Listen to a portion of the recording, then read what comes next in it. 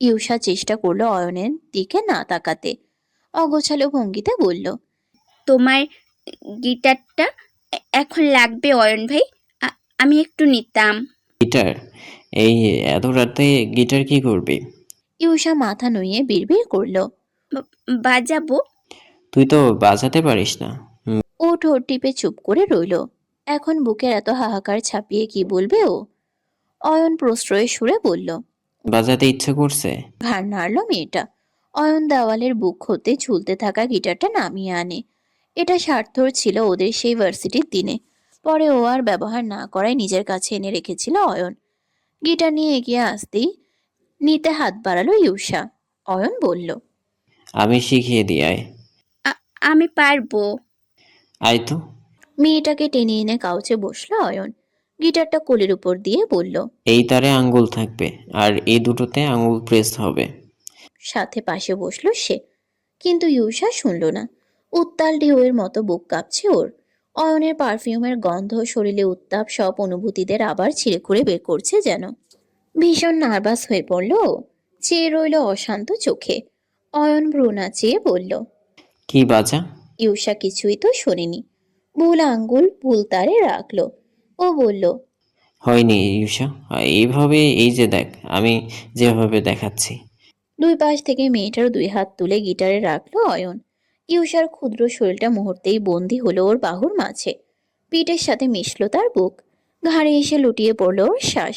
থরথর করে উঠল ইউষার গোটা দুনিয়া। এলোমেলো হয়ে গেল সব। অয়ন গিটারে সুর ধরে বলল, গা ইউষা, হুম। গা কিছু। ইউষার ভেতরটা তো দুমড়ে মুচড়ে যাচ্ছে। অয়ন এত কাছে, এত। ও কি করবে? পালাবে? কোন দিক থেকে পালাবে? কোথায় লুকোবে? এই ঘনিষ্ঠতায় ওর জমিন আরো ধসে গেল। আরো ক্ষয়ে পড়ল বুকের কোষ।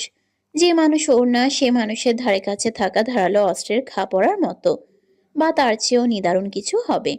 অবসন্ন চিত্তে চোখ দুটো বুঝে নিল সে। চিকন কণ্ঠ গলে ভেসে এলো এক করুণ সুর। घर की हमने हो गया, क्यों कफा हो गया कि तुमसे जुदा हो के हम, कि तुमसे जुदा हो के हम तबाह हो गया, तबाह हो गई। घर की हम ना हो गई, क्यों कफा हो गई कि तुमसे जुदा हो के हम तबाह हो गई, तबाह हो गई। ইউষার চোখে পানি নেই। কুটোর জোড়া মরুর চেয়েও শুকনো। তবে ফ্যাকাশে মেদুর মুখখানা দেখে অয়নের কেমন যেন লাগে। অস্থির হয়। তারপর তার উপরে এই গান। জিজ্ঞেস করেই ফেলল সে। এরকম একটা গান গাইলি কেন ঈশা? মনের ব্যথায় বিবশ মেয়েটা নড়ে উঠল অমনি। চাইল ধ্যান ভেঙে। হুম। কি? অয়ন কিছু বলার আগেই চোখাট চাপিয়ে মেঝের উপর একটা লম্বা দেহের ছায়া এসে পড়ল। নিঃশব্দে ঘরে ঢুকলো স্বার্থ। দুজনার মনোযোগ একই সাথে বর্তালো সেদিকে। সঙ্গে সঙ্গে উঠে দাঁড়ালো অয়ন। অবাক হয়ে বলল, তুই এখন? স্বার্থর চেহারায় ক্লান্তি, চোখ দুটো বসে গেছে। যেন বহু যোগ ঘুম হয়নি ওর। পোক্ত মুখটা কোমল বেশ। একবার ইউষার বিভ্রান্ত চেহারায় দেখল সে। বলল নরম সুরে, তুই ঘরে যা। বাধ্য মেয়েটা মাথা নুইয়ে যেতে নিল। অয়ন হাতটা টেনে ধরল ওর। চওড়া কণ্ঠে বলল, এ কেন যাবে? তোমার কিছু বলার থাকলে ওর সামনেই বলো। ও যাবে কারণ ও ছোট। বড়দের সব ব্যাপারে ছোটদের রাখতে নেই। ইউষা বলল, সমস্যা নেই অয়ন ভাই, আমি যাই এখন। না, দাঁড়া তুই। আচ্ছা ভাইয়া, ইউষা ছোট, আর যাকে নিয়ে আমার সাথে হাঙ্গামা করছো, লড়াইয়ে নেমেছো, হিসাব করলে সে তো ইউষারও ছোট। তাহলে? ইউষার ভ্রু গুছিয়ে এলো। গাঢ় হলো কৌতূহল। দুটো বিস্মিত চোখ মেলে দুজনকে দেখলো এক একবার। ওরা কি তুষিকে নিয়ে কিছু বলেছে? চোখ বুজে পরাস্ত শ্বাস ফেলল স্বার্থ। বুঝলো অয়ন কথা শুনবে না। সোজা সাপটা বলল, না, আমি তোর সাথে হাঙ্গামা করছি আর না কোনো লড়াই। আমি সেটাই বলছি যেটা সবার জন্য ভালো। অয়নের কথায় বিদ্রুপের সুর। আচ্ছা তাই নাকি? স্বার্থ একই রকম কোমল গলায় বলল। দেখ অয়ন, তুই আমার ছোট ভাই, তোর সাথে এই ব্যাপার নিয়ে কথা বলতেও আমার রুচিতে বাড়ছে, কিন্তু I am helpless. For God sake তুষিকে বিয়েটা তুই করিস না। হেসে ফেলল অয়ন। ও জানতো ভাইয়ের থেকে এমন কিছুই শুনবে, কিন্তু ইউষা ভীষণ আশ্চর্য বনে বলল। কেন ভাইয়া, বিয়ে করবে না কেন? অয়ন বলল। কেন আবার? ভাইয়া তুষিকে আশ্রয় দিতে এ বাড়িতে এনেছিল, সেজন্যই এখন সে আশ্রিতা মেয়ে ভালো থাকা মেনে নিতে পারছে না। খুব বেশি ইগোতে লেগেছে ভাইয়া। স্বার্থর মুখটা কঠিন হয়ে গেল। ফালতু কথা বন্ধ কর অয়ন। কিসের ফালতু কথা? তুমি আসলে চাইছো কি? তোমার কথায় আমি কেন বিয়ে ভাঙবো? হুম? Are you? স্বার্থ দুই ভ্রু উঁচিয়ে বলল। Who I am? বাহ, তোর দেখছি দারুণ উন্নতি হচ্ছে, বড় হয়ে গেছিস অনেক। অয়ন বলল। ভাইয়া তোমার সাথে এভাবে কথা বলতে আমার ভালো লাগে না, কিন্তু তুমি নিজের সীমায় থাকো। বারবার আমার আর তুষির মাঝে ইন্টারফেয়ার করতে এসো এসো কেন? তোর আর তুষির মাঝে? অয়ন, তুষি তোকে আদৌ পছন্দ করে কিনা জানিস? কখনো শুনেছিস ও কি চায়? ও আদৌ কাকে ভালোবাসে বলেছে কখনো? অয়ন সাথে সাথেই বলল। আমাকে বাসে? ও বলেছে? অয়নের মিথ্যে গর্ব সামান্য নিভে গেল অমনি। কমল তার চকচকে মুখ। স্বার্থ বাঁকা হেসে বলল। তুই নিজেও জানিস ও তোকে ভালোবাসে না, তাই এ বিয়ে হলে না ও ভালো থাকবে আর না তুই। তাহলে এরকম বাচ্চামো করছিস কেন? অয়ন মুখ শক্ত করে বলল। ভাইয়া আমি এ ব্যাপারে তোমার সাথে আর একটা কথা বলবো না, তুমি এখন এসো। এর মানে তুই আমার কথা শুনবি না? না। স্বার্থ 2 সেকেন্ড চেয়ে রইল, নিঃশব্দে নিস্পন্দ চোখে। ফোঁস করে শ্বাস ফেলল। পরপর ভাইয়ের একগাল চাপড়ে মুচকি হেসে বলল। Then I am also sorry Ayan. ছেলেটা অবাক হয়। তবে কিসের সরি, কেনই বা সরি বলা? এসব ফিরতি প্রশ্নের আগেই বেরিয়ে গেল সে। অয়নের মেজাজ দফা রফা করে সোজা নিজের ঘরের পথ ধরল। তখনও স্তম্ভিত হয়ে চেয়ে রইল ইউষা। প্রশ্ন আর জিজ্ঞাসায় তার মাথার নিউরনেরা জট পাকিয়ে ফেলেছে। মেজো ভাইয়া কেন বিয়ে ভাঙতে বলছে? কেন, কিসের এত তোড়জোড় তার? ও হড়বড়িয়ে বলল। অয়ন ভাই, মেজো ভাইয়া কি এখনো তুষিকে ভালোবাসে? ইগোবাজদের আবার ভালোবাসা? তুষিকে নিজের আশ্রিতা বানিয়ে এনেছিল, ও রানী হোক তা চাইবে কখনো? নিজের বিয়ে ভেঙেছে, এখন আমারটাও ভাঙতে উঠে পড়ে লেগেছে।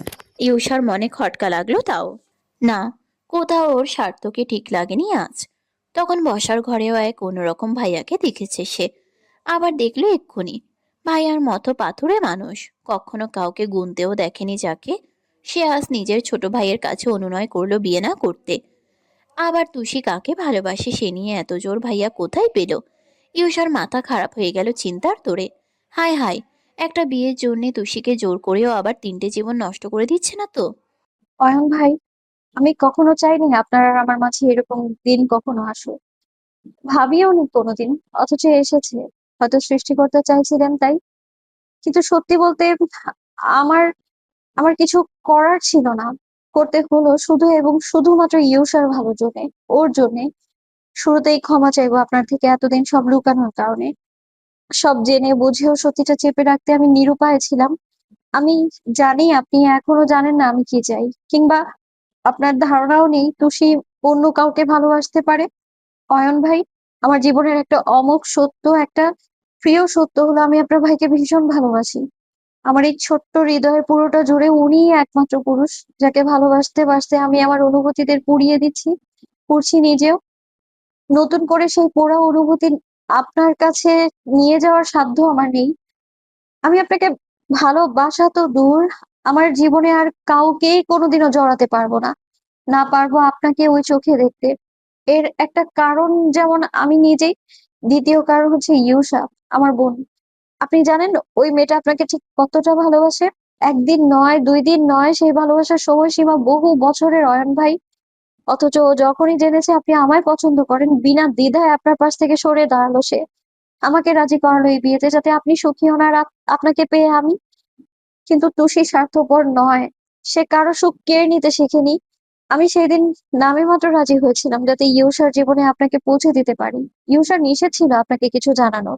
তাছাড়া হয়তো আমি আপনাকে বলে দিলেও সবটা, আপনি হয়তো ইউসাকে বিয়ে করতে রাজি হতেন না, বা আপনি চাইতেন না ইউসাকে নিজের জীবনে জড়াতে, কিন্তু ইউসা আপনাকে ছাড়া শেষ হয়ে যেত। একটু একটু করে ধ্বংস হতো মেয়েটা। বোন হয়ে আমি তা কি করে সইতাম বলুন? তাই ওর ভালোর জন্যেই আপনার প্রতি আমাকে অন্যায় করতে হয়েছে। এটুকু নিষ্ঠুর আমাকে হতেই হলো অয়ন ভাই। আমি জানি ইউসার ভালোবাসায় আপনি ঠিক একদিন সবটা ভুলে যাবেন। ভুলে যাবেন কদিনের ভালো লাগা তুষিকেও। আর সেই জন্যেই আমাকে এই নাটকটা করতে হলো। আমি ক্ষমা চাই আপনাকে বিয়ের আশা দেখানোর জন্য। কিন্তু একটা কথা তো সত্যি বলুন, হাব ভাবে হোক বা মুখে, তুষি কোনোদিনও আপনাকে বলেনি তার আপনাকে পছন্দ। বরং আমি আপনাকে যথেষ্ট এড়িয়ে চলেছি। আমার কাছে আমি ততটা পরিষ্কার যতটা আল্লাহর কাছে পরিষ্কার থাকা দরকার। হয়তো আমার সাথে আপনার আজই শেষ দেখা। এই চিঠিটা আপনাকে দিয়ে গেলাম আমি। ইউসাকে নিয়ে সুখী হন আপনি। দোয়া রইল। তুষি দড়ি টানলো লেখায়। জোরে লেখার এই চিঠিতে হাজারটা বানান ভুল আছে। ও এখনো অত ভালো নির্ভুল লেখা জানে না, কিন্তু মনে হচ্ছে অয়ন পড়লেই বুঝবে ও কি বলতে চেয়েছে। চিঠিটা তুষি দুভাঁজ করলো, বালিশের তলায় রেখে একবার ঘড়িতে চাইলো। তারপর 3টা বাজে প্রায়। মুহূর্ত 5টায় হওয়ার কথা। কেউ সজাগ হওয়ার আগেই প্রথমে চিঠিটা অয়নের ঘরে রেখে আসবে। আর তারপর সারা জীবনের মতো এই সৈয়দ বাড়ি থেকে বিদায় নেবে তুষি। কিন্তু পরিকল্পনা মাফিক কিছু হলো না। অপেক্ষা করতে করতে কখন যে তুষির চোখ লেগে গেল টেরও পায়নি। যখন শরীরটা নড়ল, ভাঙলো ঘুম, তখন বাইরে পাখির কিচিরমিচির শব্দ শোনা যায়। তুষি ধরফর করে উঠে দাঁড়ালো। মাথার হাত পড়েছে। এখন এখন আলো ফুটবে ফুটবে ভাব। মা বড় মা খুব সকালেই উঠেন। ওকে তাড়াতাড়ি বের হতে হবে। সেই মাঝারি কালো ব্যাগটা তুলে ছুটল তুষি। প্রথমে থামলো এই অয়নের ঘরের সামনে। অয়ন কখনো দৌড় আটকে ঘুমায় না, ভেজানো থাকে অল্প। তবে সারা ঘর এখনো অন্ধকার। ঢিপ ঢিপ করা বুক নিয়ে তুষি খুব আস্তে ঢুকলো ভেতরে। বিছানায় চোখ যেতেই দেখলো অয়ন খাটে নেই। টের পেল ওয়াশরুমের ট্যাপ খোলা, জলের আওয়াজ আসছে। হায় হায়, উনি এত তাড়াতাড়ি উঠে গিয়েছেন। ও চিঠি কোথায় রাখবে বুঝলো না। হন্যি চোখে দেখলো চারিপাশ। এমন কোথাও রাখতে হবে যাতে এক্ষুনি ওনার হাতে না পড়ে। বিয়ের পরে পাক। ওয়াশরুমের ট্যাপ বন্ধ হলো সেই সময়। হয়তো এক্ষুনি বেরিয়ে আসবে অয়ন। তুষি তাড়াহুড়ো করে শেলফ থেকে একটা বই নামালো। একদম মাঝে রেখে দিল চিঠিটা। তারপর বেরিয়ে গেল ঝড়ের গতিতে।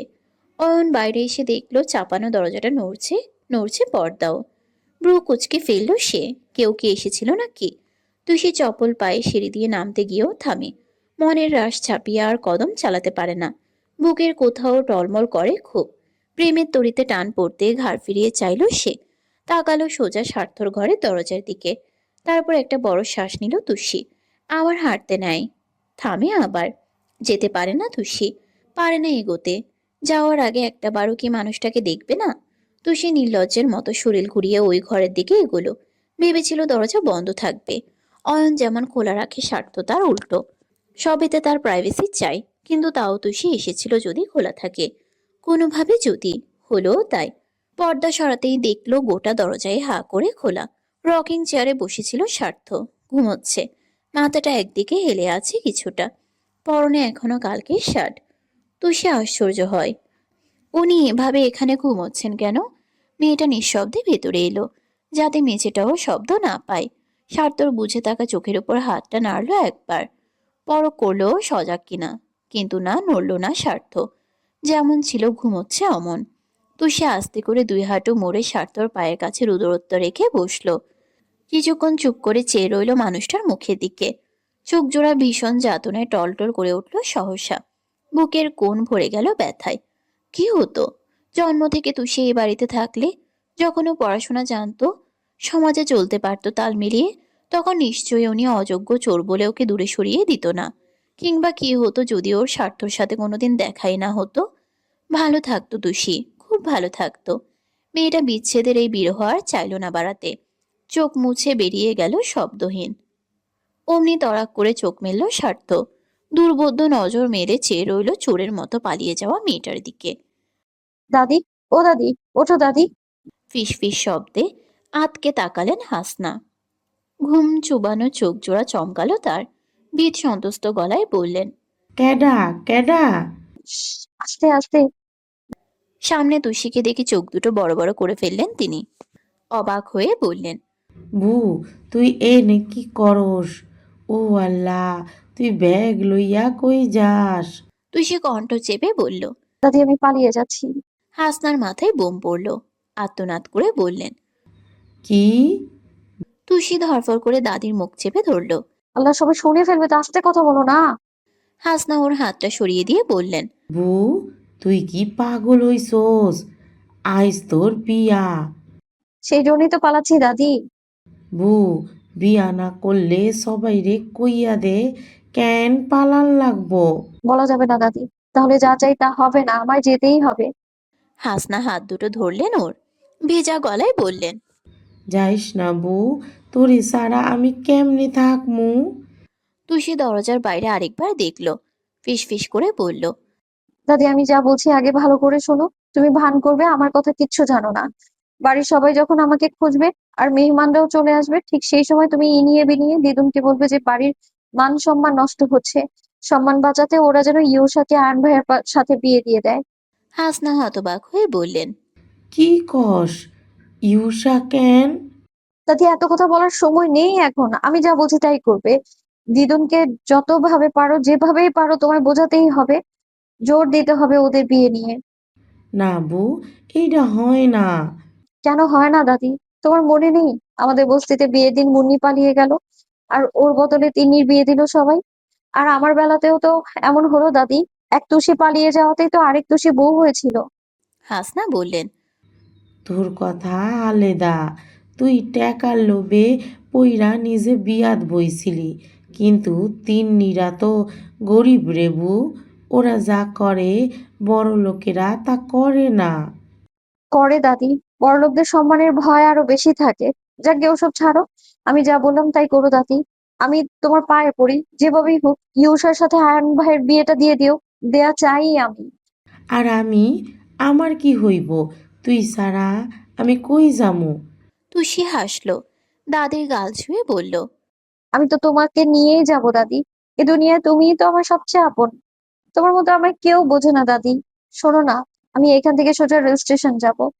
তুমি এদিকের কাজ শেষ করে যখন দেখবে সবাই ব্যস্ত বিয়ে নিয়ে, তখন চুপি চুপি বেরিয়ে যাবে। তারপর আমরা দুজন এই শহর ছেড়ে অনেক দূরে চলে যাব দাদি। আবার আমরা একসাথে থাকবো। তবে এবার আর তুষি চোর হবে না। তুষি এবার খেটে খাবে, তোমাকেও খাওয়াবে। হাসনার চোখ ভিজে যায়। বু, সব বুঝা কর্তা সত্য।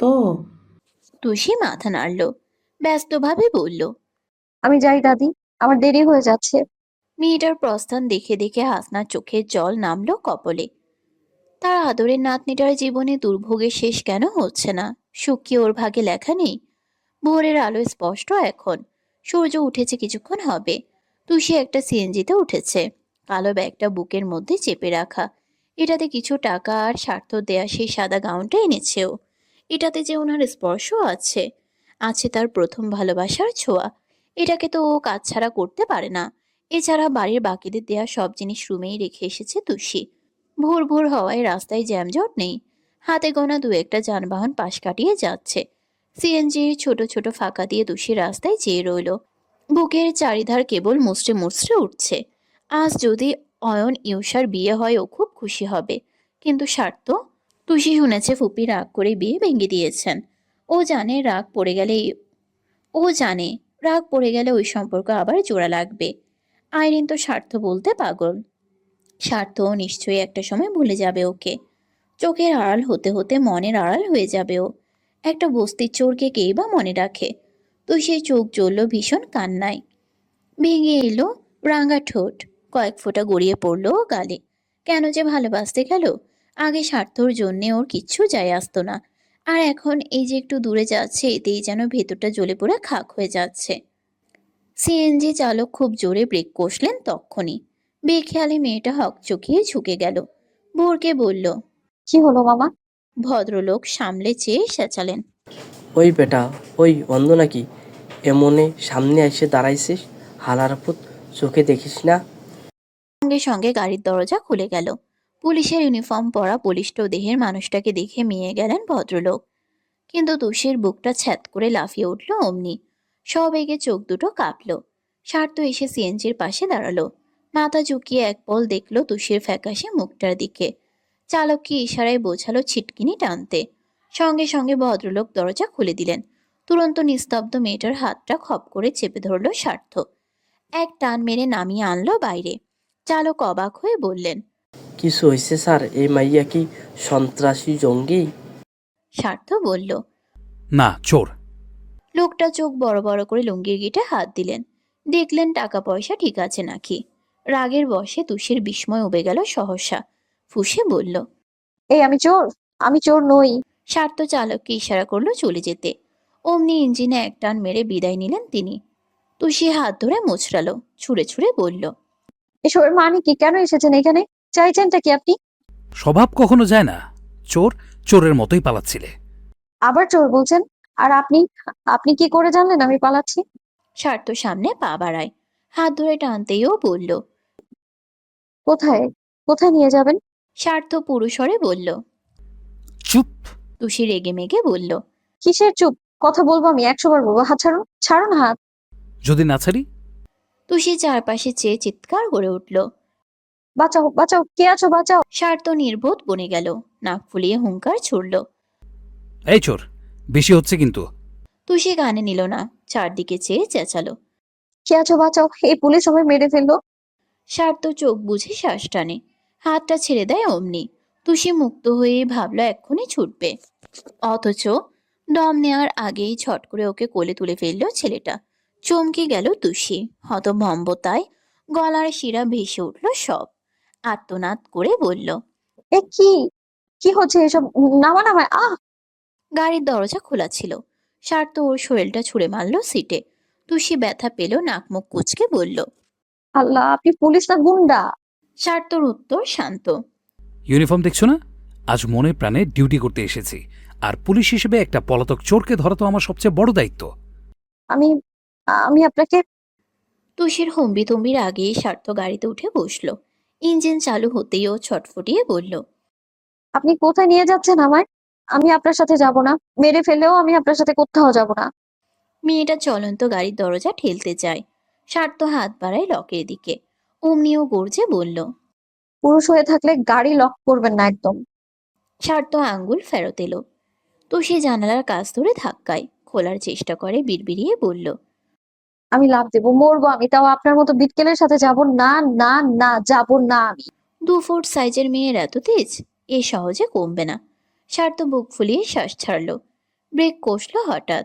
তুষি ভাবল ওর তেজ কাজে দিয়েছে, অথচ কিছু বছর আগেই পিছনে সিট থেকে হ্যান্ডকাফটা এনে থাবা মেরে ওর হাত ছোড়া ধরল স্বার্থ। হ্যান্ডকাফের গোল অংশে 2 হাত ভরে, বাকি গোল অংশটা ঝুলিয়ে দিল জানালার রডে। প্রচন্ড বিস্ময়ে আহাম্মক বনে গেল তুষি। হা করে বলল। এটা কি করলেন? এখন ছটফট করো, দেখি গায়ে কত জোর। আমার ঘুম হারাম করে পালাচ্ছিলিস? সাহস কত, চোর একটা! তুষি তেলে বেগুনে চলে ওঠে। আপনি একটা অসভ্য লোক। আপনার কোনো অনুভূতি নেই, তাই না? সেদিন যখন আমায় অপমান করেছিলেন তখন কিছু মনে হয়নি আপনার?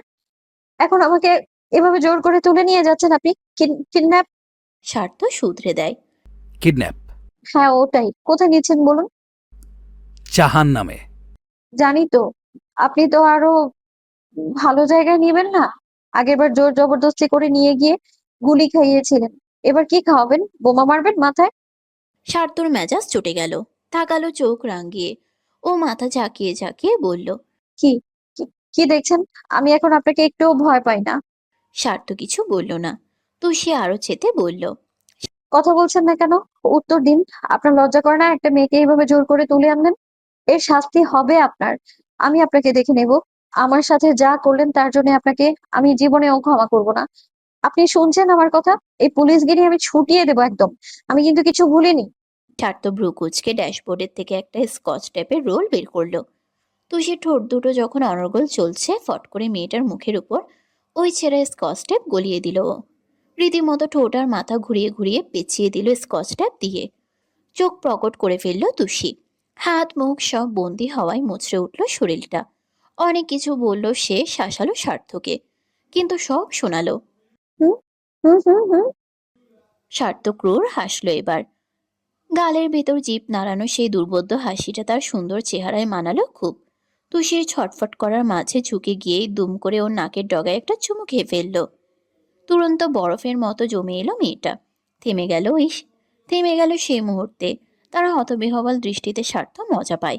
এখন থাকুক ফ্রিজ হয়ে, না হলে গাড়ি চালাতে ভীষণ জ্বালাবে। নিশ্চিন্ত মনে ফের গাড়ি স্টার্ট দেয় ও। পথে আর একটা কথাও বলল না কেউ, শুধু হিস করে ছুটল গাড়িটা। কিছুক্ষণের মাঝেই থামলো সেই গতি, চাকায় টান পড়ল। সম্বিত ফিরল তুষির। সার্থকে সিট বেল্ট খুলতে দেখেই বুঝলো গন্তব্য হাজির। অমনি পাশ ফিরে চাইল সে। আশেপাশে সব ছাপিয়ে দৃষ্টি গিয়ে বিঁধল একটা সাইনবোর্ডের উপর। অমনি নিঃশ্বাসটা তুষির গলায় এসে দাঁড়ালো। গোটা গোটা অক্ষরে লেখা, কাজী অফিস।